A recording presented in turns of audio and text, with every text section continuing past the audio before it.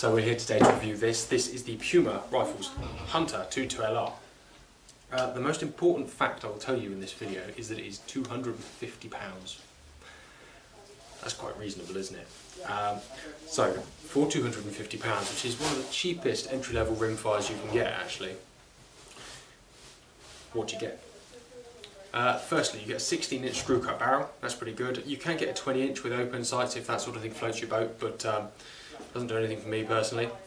Personally, as well, I would knock this out as soon as you buy it. Throw this old piece of iron away. Makes the rifle look a lot slicker. It comes with a 9mm dovetail rail and a 10-shot mag. That's pretty good going, I think. The first thing you will see when you pick this rifle up is that if you don't read the name and don't look too closely, it looks an awful lot like a Bruno 452. That's because it's essentially a copy of a Bruno 452. For some reason I always thought these were made in China, but they're not. They're actually made, well, imported to this country at least from Brazil. So probably must be made there. Puma is sort of a Rossi subsidiary, all owned by the same group anyway. But yes, I was always led to believe that, but I have been corrected. So this is a Brazilian masterpiece, very, very similar to its Czech cousin.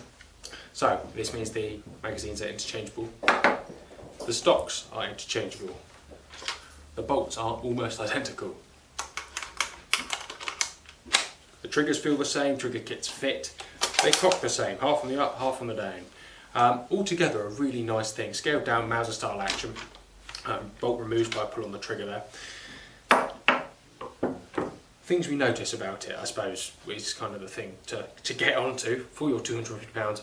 What do they skimp on? Seeing as the CZ equivalent actually is very reasonably priced now, is I think 320, 330 quid, 350 quid, it's £100 more. What do you get for saving £100? Well, firstly it comes filled with grease. For those of you who like grease, that's good. However, the best thing you can do when you get this rifle is strip it, degrease it and rebuild it. As I say, we've had to do that for a few customers unfortunately, but it's not the end of the world. As I say, the bolt comes packed with grease, everything is just covered in packing grease, rather unnecessarily. You get a plasticky sort of stock, whereas the CZ runs on a sort of almost nice feeling rubberized thing.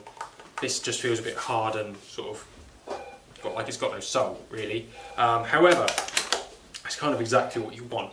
It's rugged, it's reliable, it's got a lot less flex than the CZ option. The checkering is quite nice, comes with sling swivels and rings, so you can put a sling on there. Actually just quite a nice thing for no money.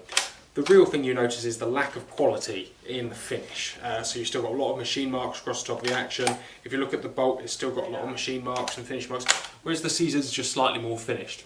Accuracy wise, they're not bad. They really aren't bad. You know, you'll get half an inch at 100 yards. What more do you want really out of a rimfire? And that's it. This is why you buy this. It is a working gun.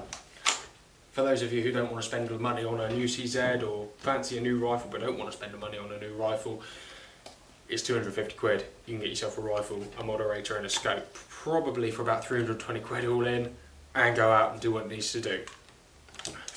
The other thing I don't like is the mag release. It's alright, it's a bit sharp, it's very stiff. Actually I quite like that. Quite very positive, but the mag doesn't sit nicely in the well. But then it's rimfire, it's not precision. That's not really the point. If you want precision, buy yourself something nice. The Lithgow 101, Webley XZ. That's very reasonable for the money actually. Pointing at guns you can't even see. Look at me. For an entry-level rifle, you can't go that far wrong. You know, it isn't nice. It's not something you're going to fall in love with. It's not cool looking and nice to handle, but it is a rifle you could probably you know, walk around the world with if that was legal, and it would never let you down, and you could probably find spare parts everywhere because it's such a common action. I don't want one, but it's not a bad copy of a CZ, so that's what you're buying. It's a CZ copy without the CZ price tag. There isn't that much more, but it's a new rifle for not a lot of money. The other thing you do notice is the stamped engraving isn't as nice as CZ. They're just not nicely finished, but it's £250, so that's pretty good. I can't really mention the price enough because that is what it has going for it. It is everything. It's a CZ. From 5 yards away you wouldn't tell, but it's not a CZ, is it? come in, have a look, see what you think. Rifle on a budget, you can't go far wrong, like I say. However, I'd save the extra £100 and buy a CZ personally. And that's that. The Puma Hunter.